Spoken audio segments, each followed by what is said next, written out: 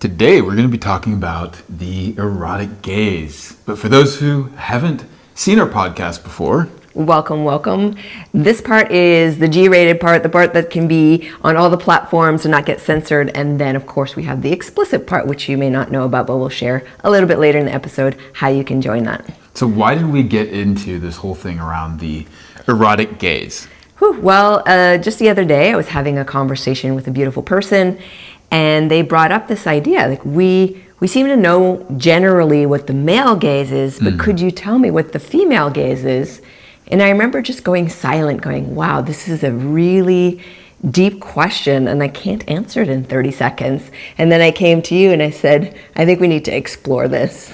And I was more than happy to do so. So today I'm going to actually be the one sort of leading the conversation a little bit.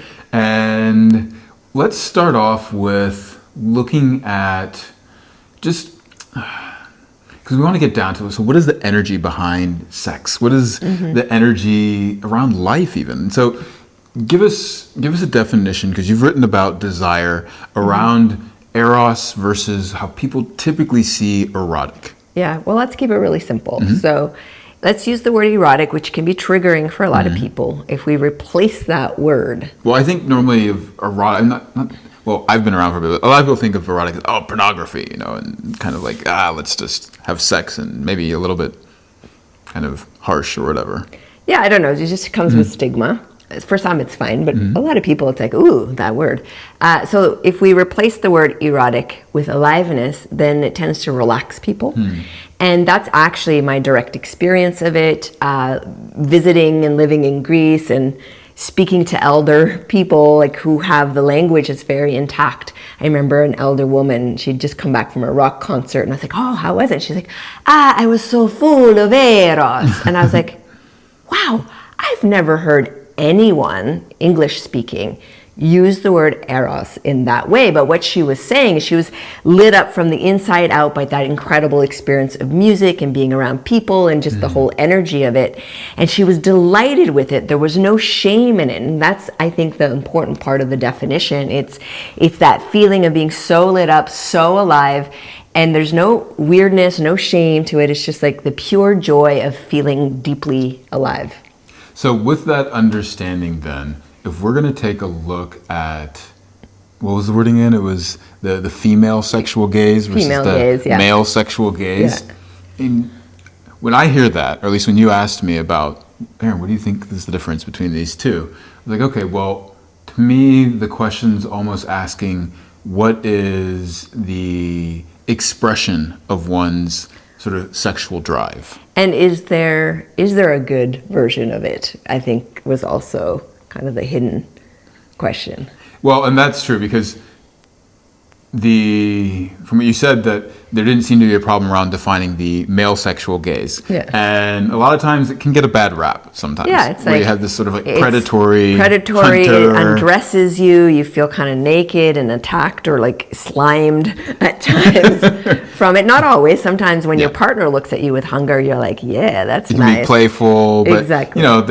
There's consequences sometimes. Yes. Well, but the funny thing is, though, is that, so I remember when I was teaching English at the University of Michigan, and there I had a student, and she was a Mexican woman. She's probably in, let's say, her 50s or so, and she was talking about how she used to hate being catcalled, because in Mexico City especially, there's just a lot of catcalling. It's part of the culture. She'd hate it. She didn't like it. She would visibly show that, and it would happen all the time. But then once she hit a certain age, she'd walk down the street, and she was like, it's rather quiet. Where's the catcalls? Yeah. And it wasn't that she didn't like, it wasn't that she missed necessarily the pushiness of it, but there was an attention that was missing, and she was like, well, what's going on? I still have this, what's happening? I'm not invisible. Why are people noticing me? It's actually what I feel when I come to Greece. I don't know if you've ever visited Greece, but the Mediterranean men in general have this gaze. Oh yes, I love this story. Shamelessly guilt-free look. I mean, they really look. They look up and down and all around, and they just look. And if you're not used to it, you're like, whoa, that's a lot of looking. Well, you even say when you travel out for a while, and then you've been like in the U.S. or whatever, and then you come back, then you're like a little bit, oh, what's... Yeah, but then when I leave and people aren't looking, I'm like, hey, why aren't you like checking? So it's, I think what you get what's wrong with you? This is nice. Why you not look? So I think there's a cultural aspect to the gaze as well. Yeah. Well, just before we jump into then the sort of male-female sexuality, because this can be a bit charged, let's just distinguish what we're speaking about with gaze from gender identity and sexuality. I'm going to just go quickly through it, not to dive too far into it, but gender identity is how you identify yourself, and that could be, frankly, anything. Yeah. And sexuality is who you are attracted to, right? And so you'll typically think of either homosexual, heterosexual, bisexual, and then all like, sexual, right, all sexual, pansexual, ecosexual. Exactly. There's a lot of it out there. There's what is it? The sapiosexual. That's what we're turned on. I think I have many of those titles. But then there is the gaze, and so now I think this is how you are expressing your sexuality, and you'll see this. And I mean, we've coached gay couples where there's kind of the top and the bottom and the male community, and then lesbians there's also sort of the one who's like kind of the one that's going out and the one that's like sort of on the receiving side. So there is these different sides, and like some people speak about it as a polarity. Yep. So from that perspective now, if we're just talking about, and for biological sake, we'll call it the male and the female gaze, because that was what the question was. It was, and in truth, that's everywhere in the animal kingdom. Yes. Essentially. So there's the biology of interacting with each other. There's a lot of signaling that happens. Gaze is one, but there's also scent and other things. Well, we're going to get into that. First, though, I want to distinguish cultural and biological. So jump into cultural? Let's jump into the cultural, because that's important. It's very easy to say, hey, the men's are the ones that are pursuing, and the women are the ones that are pursued. Yes. Or male, female, that's language. The general, that male sexuality kind of is out there and female sexuality is more in. And I remember you telling me about a study they did on speed dating, and I would love for you to tell me. Synopsis. Yeah, exactly. Give me a synopsis of that, because it challenges the cultural norm. Yeah. So what I loved about this study, it starts off with, so every study, the way it's formed, usually proves the assumption of the person doing the study. So the first assumption that the scientists had was, well, if females are the receptive ones, we'll put them in stationary positions, and then we're going to move a group of males 1 minute per female around, so that the males are circulating and meeting all the females, but the females are also meeting all the males, but they're not moving. Yes. So they go through that. Lo and behold, the results is females are receptive sexually and males are more aggressive and really go for things. And that was kind of the end. But then one of the scientists said, well, what would happen if we role reversed? And so they had the men sit down, and then they're like, okay, ladies, you're the one that's going to move around. You have 1 minute to see if you really like this guy or not. Go. And then the results were stunning. Exact opposite happened. The male suddenly became passive sexually, and all the insecurities and things of like, am I going to pass? Am I okay? Am I attractive? Like those things came up. And then the females, they became more aggressive. They're like, oh, I can have anyone I want. I can walk over here. I can do this and I can have that. And so they realized that the behavior was shaped by how people position themselves. So I thought that was really cool. Essentially for us, the conclusion is we have a little bit of both. Well, I would also say too that if you think about how people were positioned, you are creating a culture, which then, and that kind of culture, I have to say, is a bit transactional. Yeah. It's a bit looking at a catalog, and I mean, I've definitely had some... Well, it reminds me of a nightclub. Well, I was thinking more of some of my friends who, when they go online, they start shopping or they go through Tinder, it just becomes very like transactional, consumeristic, and you hardly even see the person. And if you're the one being shopped for, you're just kind of sitting there getting analyzed, wondering, do I pass, do I not pass? Or what do you put forth in order to pass, which may not even be your genuine self. So it conditions people to kind of peacock around, I suppose, which is actually kind of part of a mating ritual, is that we do have peacocking that happens naturally. Let's get into that in the biology, but just before we do that, I want to say that looking at some studies where they specifically to the female body introduce birth control, and they notice that there's some different tendencies. Yes, absolutely. So a woman without birth control, when she's ovulating, will have a tendency to pick very male, masculine features. During a certain time of the month. When she's ovulating. When she's ovulating, yeah. But when that same female is on birth control, she has a tendency to pick more effeminate features, softer faces, softer voices, etc.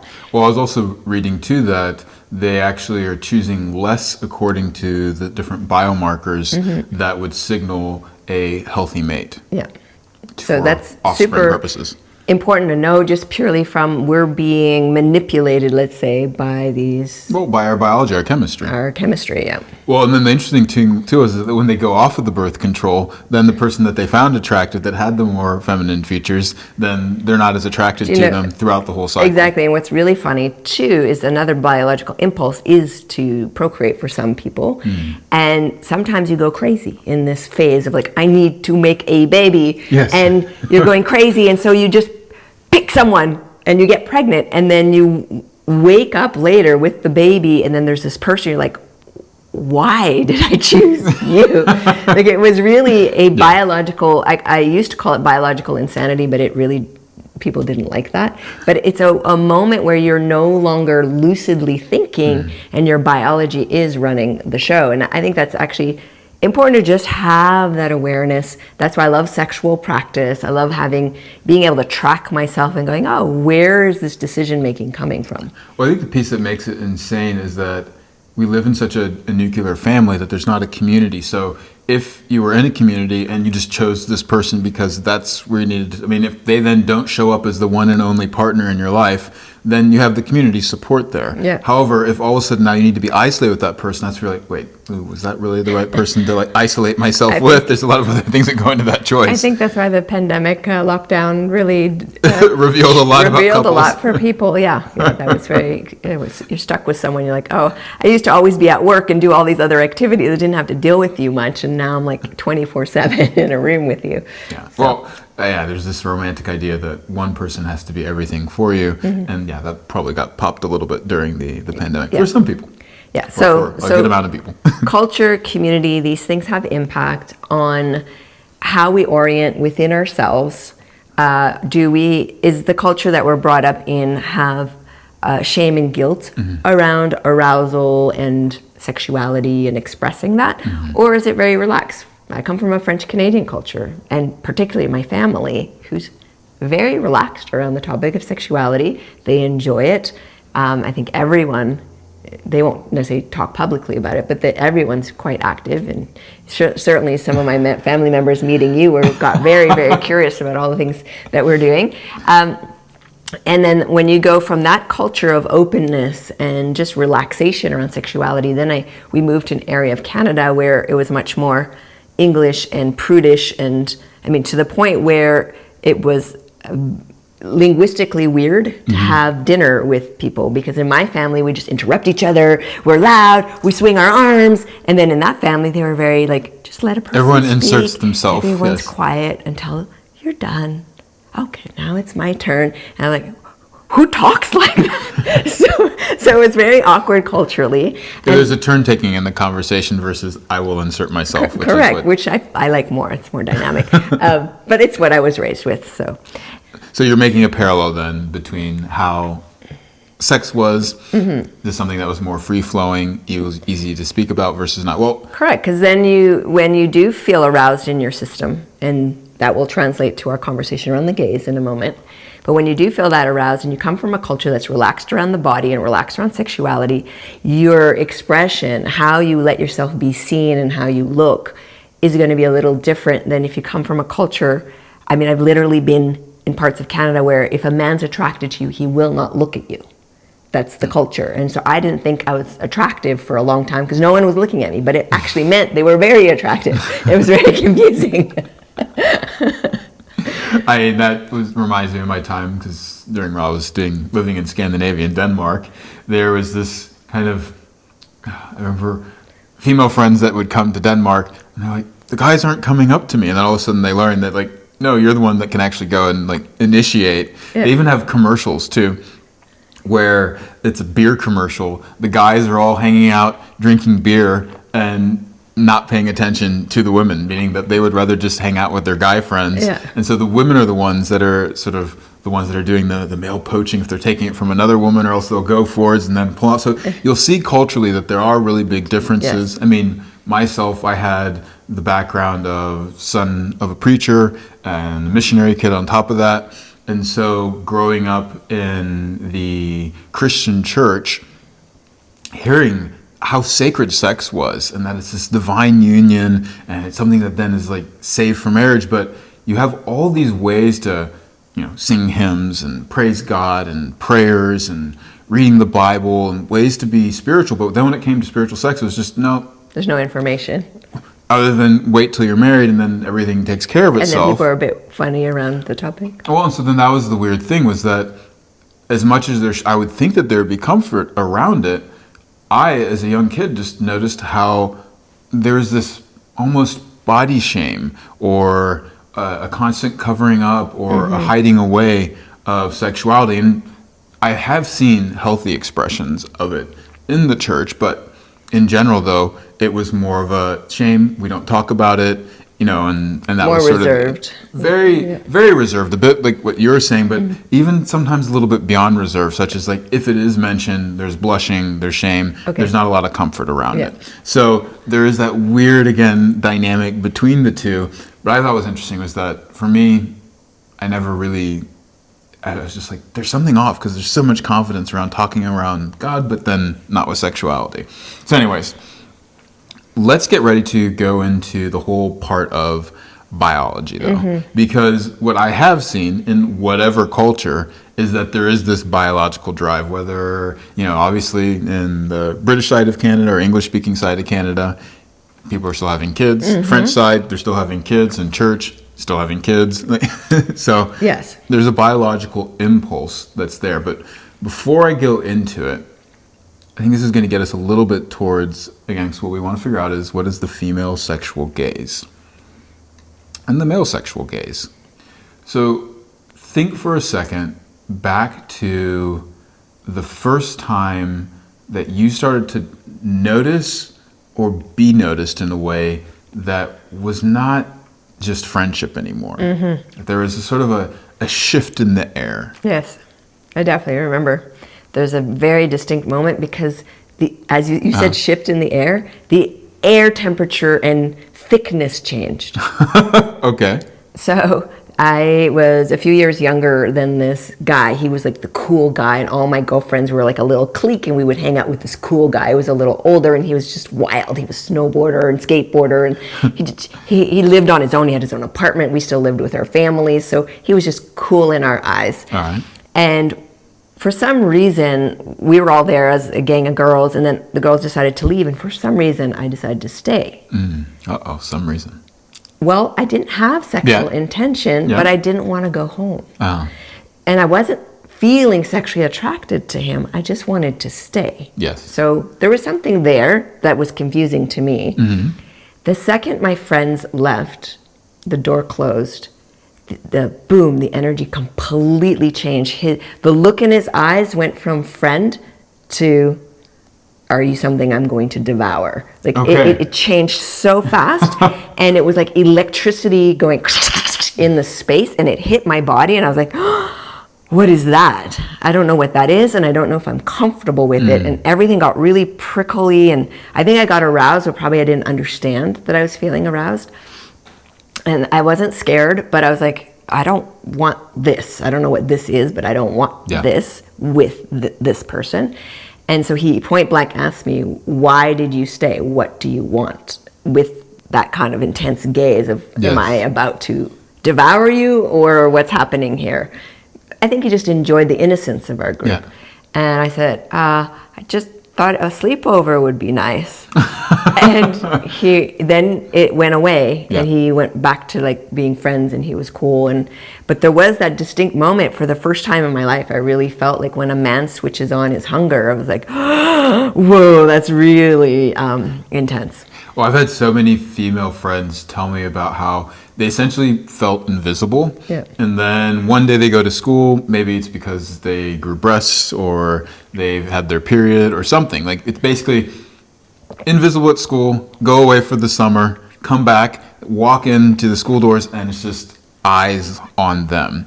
And there's normally, if it's not comfortable, this sort of posturing of, oh, I need to cover up these sexual aspects because I'm not comfortable with this.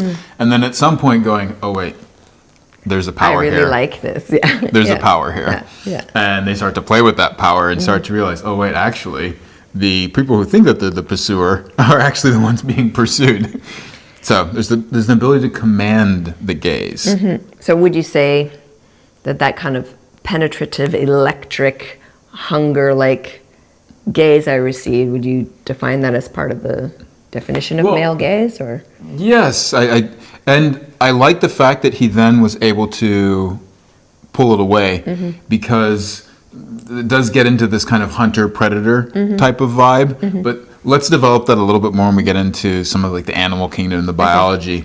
But for myself, I remember it wasn't a very specific moment. I just always, as far back as I can remember it, I mean, I'm talking like 5 or so, just being very interested in women, being very, like, finding them attractive. I wanted to touch, I wanted to interact. Very naughty.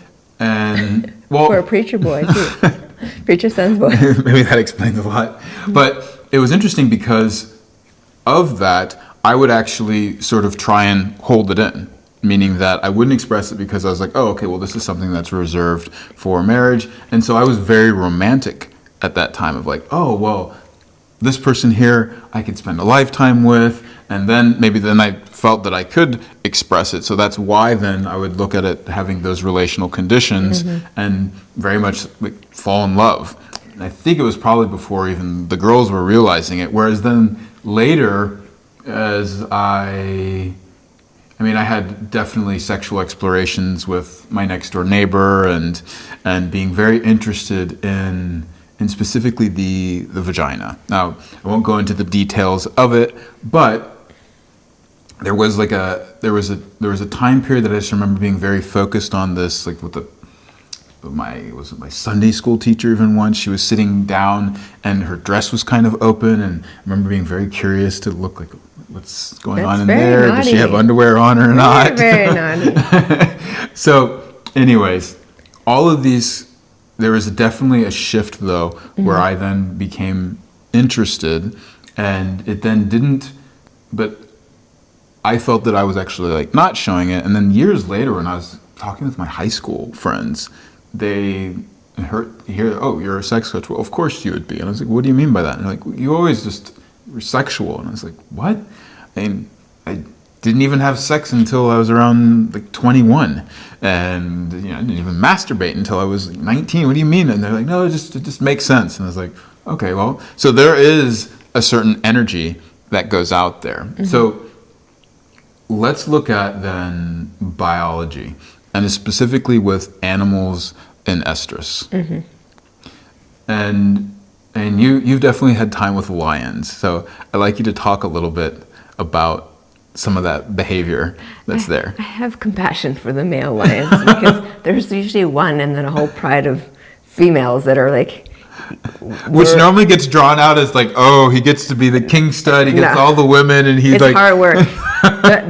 In the wild, the males only live maybe up to 6 years, whereas in captivity they can live up to 30 years. So it's a tough life. But anyways, I think we project our human stuff there. But in that community, that pride, when the females go into estrus, they're fertile.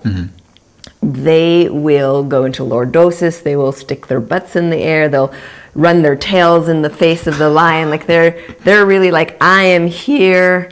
check me out, I need you, I want you, like, but not in a human way, but in their way. And to the point where even if they were having sex with the lion, it's not enough. Like, I think, I don't know how many times a day, I think it's 30 times. It's a lot that the lions do this. And the females will like bite their balls or something. If they feel that they're not done yet. Enough. It's not enough, even though it's been 20 times, but she wants more because the biology is so insistent.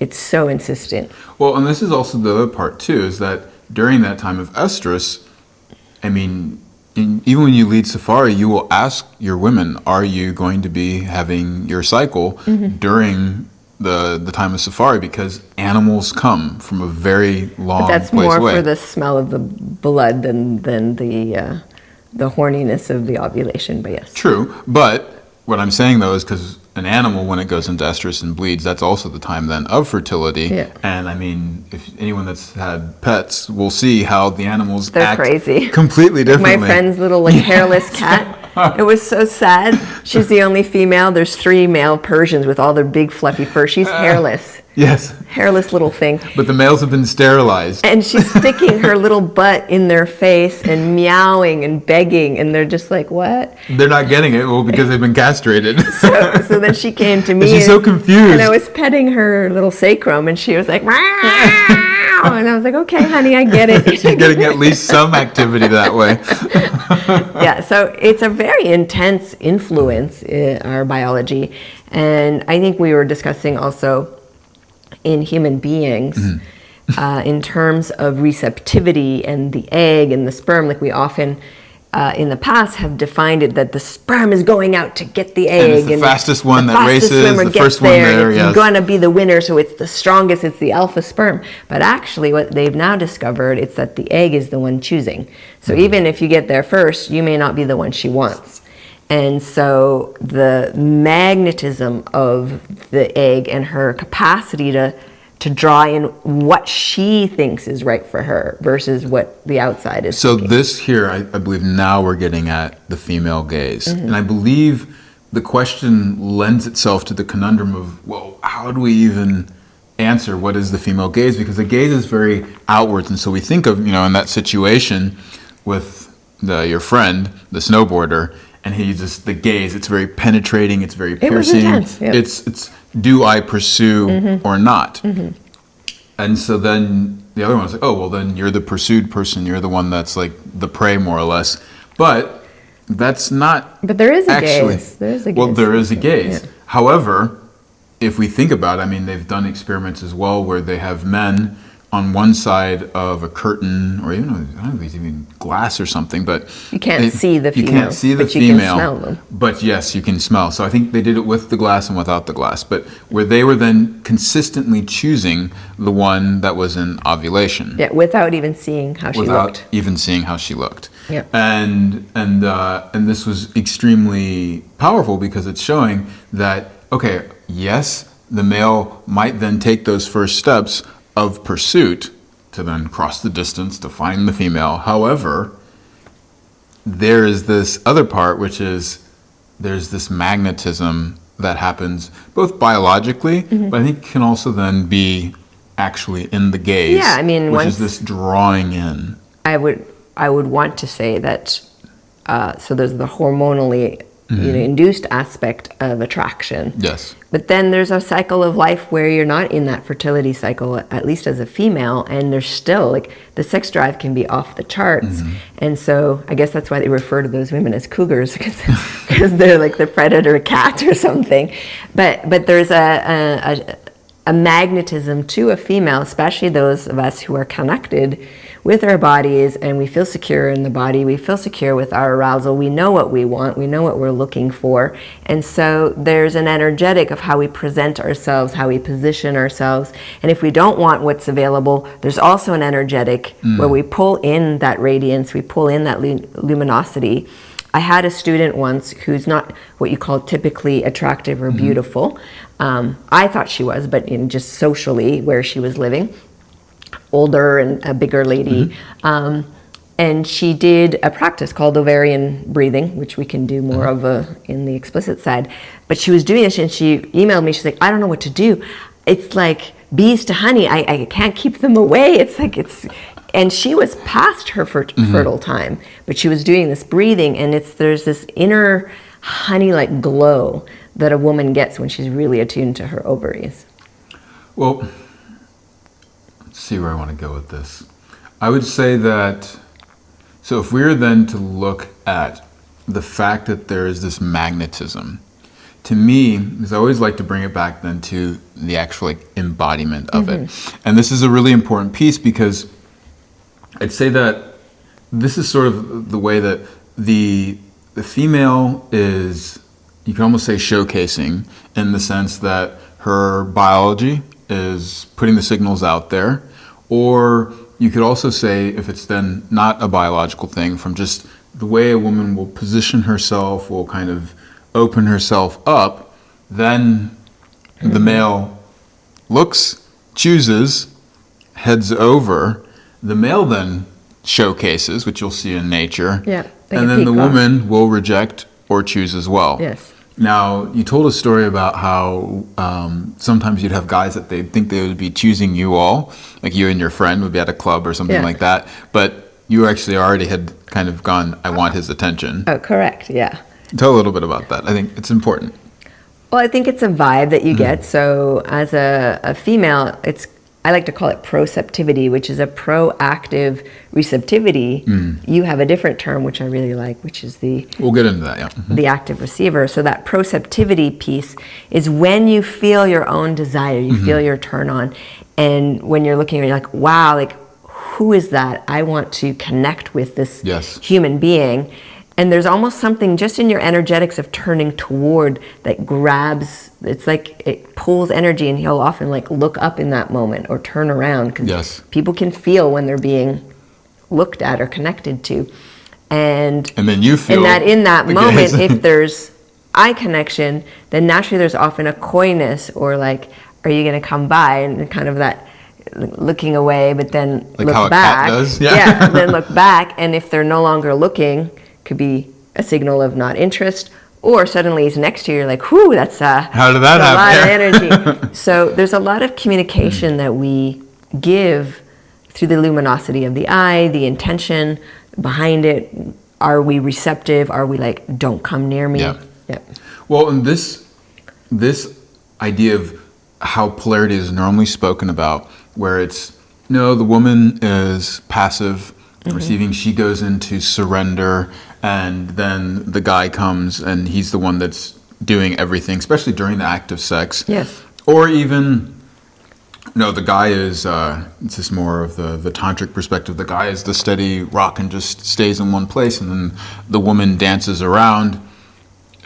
It doesn't really talk about the both end and this transference or this transformation that happens in the dance. So you'll typically hear, for instance, in the tantric circles that, you know, a woman should just open herself, surrender during the act of sex, which... Well, that's actually sold as real femininity, is your capacity. The level that you can surrender determines how much feminine energy you embody. Which is why I think it's difficult then to say, well, where's the female gaze in that? Because it's just like, are you just sort of waiting for the person to come? Surrender is one thing. It's a big thing. For us to open our bodies is the most vulnerable thing ever. Like, we're actually taking another body into us. It's not an easy thing. Then there's the whole psychic aspect, the energetic aspect of that. So to be able to surrender, there's a choice making in that. It's like, I choose to trust you. I choose to let you lead. I choose to give you the space that if I completely let go into pleasure, you're going to protect me, you're going to guide me, you're going to enjoy this experience, you're going to help me even go maybe to places I've never been. So this is very much, if we're going to go back to the female gaze, when the pupils dilate, the light comes in. It allows it to be pulled in, and then we can see. Now, you said that there's a choosing to open, and that's very different than just be open or just surrender, or the other one says just let go.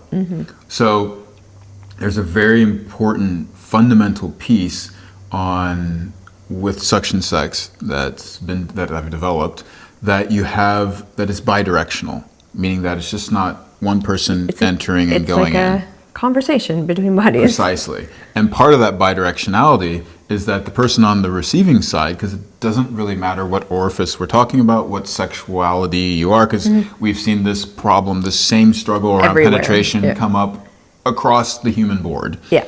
And a lot of times it gets mentioned as just the orgasm gap, meaning it's a heteronormative problem, but it's frankly a penetrative problem. Exactly. Because we don't have the body mechanics of how to be an active receiver. And that means to actually use the biomechanics of the body to open up and bring in. The same way we don't shove food down our throat, we open our mouths and we swallow and bring it in. And what I like about the permission of being an active receiver is suddenly I can feel into my body and feel my pleasure and follow it and use different movements and sounds and words to also inform the giver of like, this is amazing or this isn't amazing. Like, so there is this communication that can happen.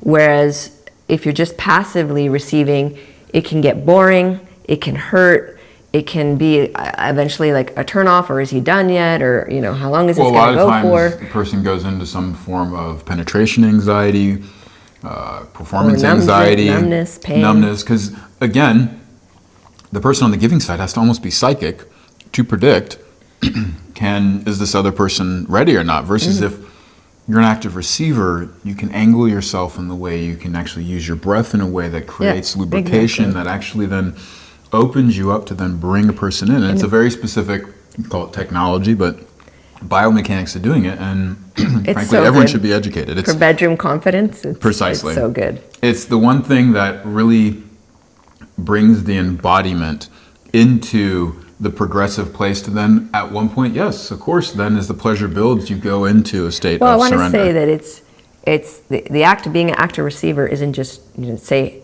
in a heterosexual couple, just on the women's side. Because if the man's receiving, he needs to also like feel into his body. And when he becomes an active receiver, it's really sexy. Well, when we did this also we were coaching a gay couple, and there was the guy that was the bottom, and he said, you know, I've never been able to take my partner in so deeply, as well as to feel pleasure and not have pain for such a long period of time. But there's the other side to it as well, is that the giver, as opposed to being inattentive, the hunter that's just taking, you know, what it wants, becomes adaptive. Yeah. Becomes an adaptive giver. And that is beautiful, because now you're using all of your sensuality, your senses, making sense of this reality, all the information in and out, because you're sensing energetically, you're proceptively aware, you're interoceptively aware, you're smelling, tasting, hearing. There's a lot of signals.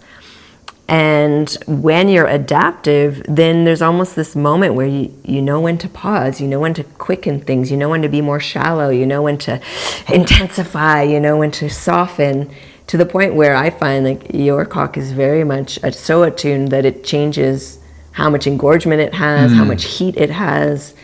And it's super appropriate. It's reading so well what's going on that there's this, it is really bidirectional. It's a beautiful, deep conversation. Well, and then when we enter into that dance, the erection feels different to me than this sort of hormonally charged teenage erection, which is just coming from within me. Yeah. But I actually feel your magnetism, and it's as if the erection's being drawn from me. And at the same time, we'll get into this in the explicit part, there is a way to start to charge each other's bodies up, so that way as I build my charge, then you want that magnetism. Yeah, it gets hot. And then there just becomes this synergy that happens there. I love that the conversation on gaze is now moving into, you know, the charge, because I really think the gaze is the first place we can start to play with charge. But how do you maintain it? How do you, even for some of us, get comfortable with it? It can be so uncomfortable for whatever reason. So I'd love to share more on that. Well, this is why, though, I loved how you started off by speaking about Eros as charge of life force. Yeah. And then this gaze is the expression of that charge. Yeah. And so now that we've kind of covered a little bit of what the female gaze and male gaze could be seen as, then we can now get into this idea of charge. Because And the last thing I want to do before we transition is just state that when we look in the animal kingdom, they're doing this primarily because of reproduction. Yeah. I think it was pigs and dolphins, and also bonobos. Bonobos are horny. They deal with everything through sex, literally everything. And it's something that actually creates bonding. Yeah. So and harmony in their precisely little tribes. Yeah. So when looking then at human behavior, there was a study, I don't know if it was 2013, but Kennair, Kennair, looking at, well, what are the main reasons? I was listening to a TEDx talk from Nicole Prouse, where she was speaking about, well, what is the primary reason that people have sex? And she was like, it's not reproduction, by the way. It was pleasure. Yay. By far that makes away sense, was because pleasure. How many babies do we make in a lifetime? Exactly. Precisely. There's a few times, so you're saying that sometimes you have that biological urge, maybe the clock is ticking, and that happens. But there's a whole life around that period then where people are still engaging in sex. Yes. And pleasure being number one, it didn't matter if it was a long-term or short-term relationship, or male or female, that was by far and away Awesome. the largest one. Well, if you want to check out more of this, definitely take a look at the member side of the podcast. Yes. And also take a look at the Embodied Love University, because this is a place where you can literally have a lifetime of learning with instructional videos, community aspects, so that you can start to, not just on your own, but in a community of other people, begin to have discussions and learn practices that literally are going to transform your way that you relate to a partner, the way that you choose a partner, the different attachment patterns you have, the way you communicate with a partner, both in and outside of the bedroom, as well as then those sexual skills. And I wanted to say that right when you join, you'll be given 5 foundational videos. They're super important. We believe that if you have those 5 things, your bedroom IQ will go off the charts, and we will start changing how we have these conversations around sexuality, how we experience it. And one of the main gifts that we have is something we're calling inhale push. Which is the one, if there's one practice that could change Everything for you. And by the way, this is available to everybody. We believe For free. because we know that You sex need ed an email address. is a human right. Yeah, your payment is the email address so that we can guide you through this journey. But if you want to jump into the explicit side and get access to a lot more training, then there's membership levels that you can join for that. But you're going to find out, though, that we're very passionate that sexual education is a human right, which it is, but also so is pleasure. And no one's really teaching sex ed from the place of how do we experience more pleasure. And if that's the main reason that people are having sex, then Please come on over. So See you let's there. jump in onto the explicit side. Ooh, where are we going with that? To join us for the complete and explicit version of this podcast, just simply upgrade your membership and you'll get instant access.